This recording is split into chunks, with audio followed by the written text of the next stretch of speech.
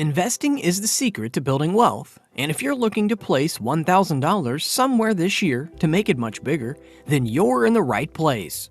However, this entirely depends on whether this is the only $1,000 you're planning to invest, or if you'll have $1,000 now and will consistently have more in the future.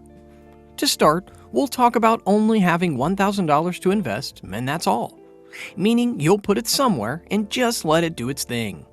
Through the next 10 years, actually returns averaged about 50% a year, and I think they were 37 points better than the Dow per year, something like that. But that I was working with a tiny amount of money.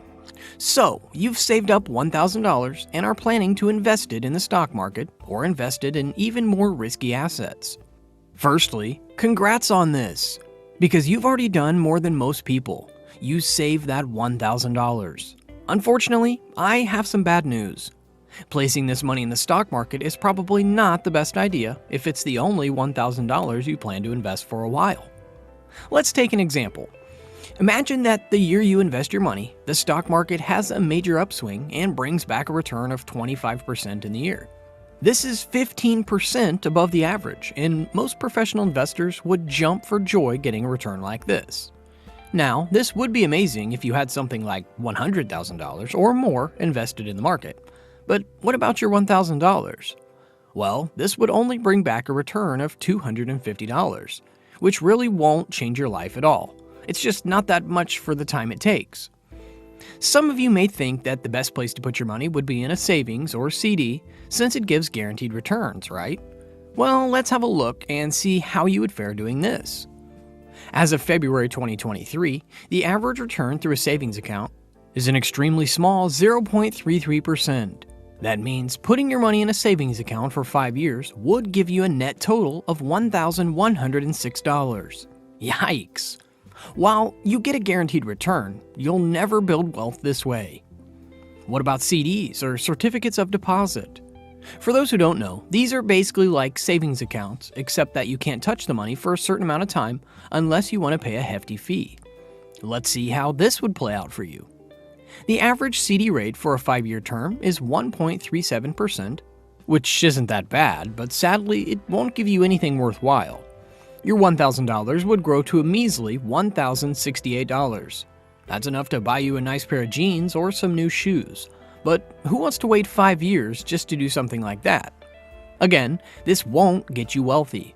And even if you were to invest this money in the stock market for 5 years at an average return of 7%, then you'd still only end up with $1,400. This is by far the best option, but it just won't change your life. You may be panicking right now, but there's actually something you can do that will allow you to make more money so you can invest more money and thus grow your wealth. Most people go through life using up a very small part of their potential. And so anything you do that invests in yourself, that's the best investment you can possibly make. And then I would follow my passion. I mean, whatever turns you on. As Warren Buffett said here, the best thing you can do is educate yourself and invest in yourself. That means learning new skills that can be of use to any company you work for, now and in the future. The more valuable you are, the more you'll be paid. It's really simple when you think of it that way. You can invest in yourself through things like books, webinars, seminars, or courses. The more skills you have, the more you'll be kept by companies, and the less likely you'll be laid off, as is happening now all over the country. Some examples of things you can do are marketing and coding, which are both becoming highly valuable assets in just about any industry. Essentially, you want to look for skills that are highly sought after, but not many people have. A famous quote from Charlie Munger that supports this goes as follows: "Develop into a lifelong self-learner through voracious reading. Cultivate curiosity and strive to become a little wiser every day. The more you learn, the more you grow, and the more you grow, the more your money and happiness will grow." The other thing you can do with $1,000 is to work on creating another income source. The great thing about this generation is that it's extremely easy to make another source of income because of the internet. The hard part is doing the work and lifting that business off the ground. However, if you invest in your knowledge, then you can take action to create something with it. Then, you can use the money you make from that to either invest in your business to grow it more, and when it makes even more money, you can invest it in the stock market. So, you have a steady income, saved up $1,000, and you plan on putting more money every month into whatever you want. As was said before, even if you have money coming in constantly, you always want to invest in your education and grow yourself, and it'll never let you down. But the question is, what else can you do?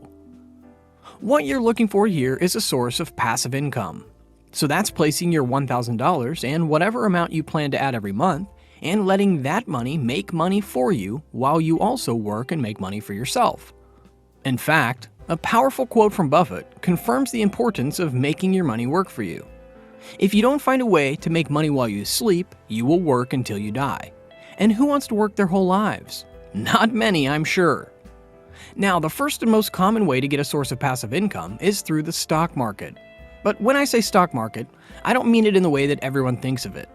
For most people, the stock market is a place where you can invest in a huge number of companies. For example, you can buy stock from companies like Tesla, IBM, or Google. When you buy shares of these companies or any other, you own a small part of the company. When they make money, you make money. If they lose money, you lose it too. This happens either through the price per share going up or down, or getting paid more or less with dividends. But the way you should invest in the stock market is through index funds. 14 presidents, 7 Republicans, 7 Democrats. We've had world wars. We had 9/11. We had the Cuban Missile Crisis. We have all kinds of things. The best single thing you could have done on March 11th, 1942, when I bought my first stock, was just buy an index fund. While Warren Buffett is a clear supporter of this, let's use an example to illustrate further. Imagine that you put all your funds into Tesla, but for some reason, the car battery on all the latest models just stops charging with no clear fix. This leaves thousands of people not able to drive their cars and potentially cause harmful accidents. To make matters worse, there's no way to fix them except by replacing the entire car. Unfortunately, Tesla can't afford to replace all these cars, and on top of that, they got hit with a bunch of lawsuits from people who were hurt and the insurance companies. This causes them to go bankrupt. Now, you have your money in this company, and without a single fault of your own, you lose everything you have. But the opposite can happen too. Let's say Tesla manages to create a battery that charges twice as fast and can drive you double the distance on a single charge. This would boost their sales massively, and now the amount you invested doubles and shows no sign of slowing down anytime soon. That's the thing about investing in individual companies. You can get massive returns, but it's also way more risky because if you don't make a good choice, you can lose everything. A good rule of thumb to follow is that if you don't have time to study companies and learn about investing, then it's best to avoid it altogether. There's more to investing than picking the next hype company, but this is where index funds come in. Index funds are essentially a basket of companies that you can invest in, meaning that you can skip the whole process of trying to find the next best company.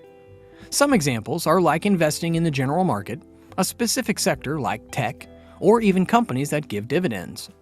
The best part is that these companies are very easy to buy. In fact, they're just as simple as stocks. The one thing I have to tell you though is that you're not guaranteed to make money when you invest, even with index funds.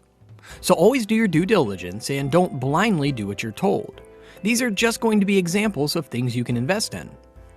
As a start, you can go with the general market funds, which are safe and reliable. It's a great beginner option.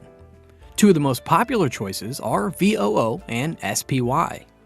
These will give you exposure to the top 500 companies in the US. What you can expect is that if the US economy rises, so will the fund, and if the economy goes down, then you can expect the fund to go down too. If you want to get involved with tech, you can go with VGT or QQQ. These will expose you to companies like Microsoft, AMD, or Google. Both of these funds have different companies, so make sure you do some research to see what you like more. Lastly, if you want dividend payouts, then consider VYM or SDY. When you invest in this fund, you'll get exposure to a bunch of companies that pay you to invest in them. When you're looking to invest in these funds, there's a way that'll generate the most bang for your buck. What you want to do is anytime you get a paycheck, you want to take a portion of it, like 10 to 15%, and automatically place it into your account. This way, you won't accidentally spend money you should be using for investing.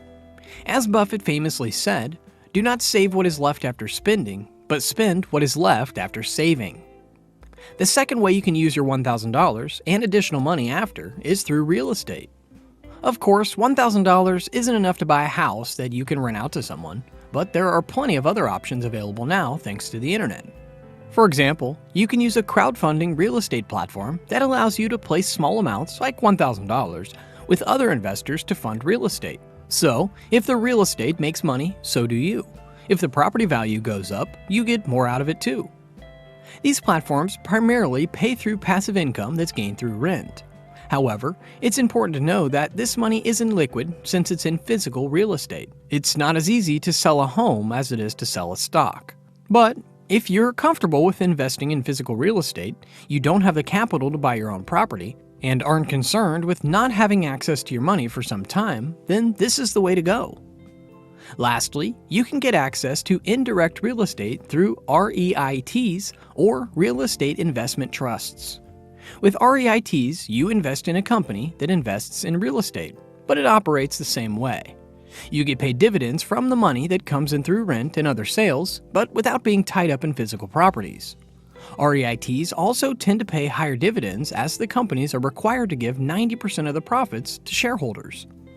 Some examples of REITs are VNQ and USRT. If you don't want to invest in any way, then there's one thing you can do with your money, and that's to pay down your debt ASAP. You can't make progress in your financial life going around borrowing money at 18 or 20%. You can make a lot of money by lending it out at 18 or 20% over time. If you can find anybody that's good that will borrow from you. But you don't want to be on the side of the equation that's always behind in life. Paying debt early is just like a return on investment. Let's say you have a 4% interest rate loan like a car, mortgage, or student loan. If you pay it off a year early, then you've effectively made a 4% return because that's one extra year you don't have to pay the bank. So if you're afraid to invest in the stock market right now, or don't want to hop into real estate, then this is your next best bet. It will allow you to have much more cash available as you have fewer expenses every month. The faster you pay off debt, the less interest you'll have and more money you can keep in your pockets.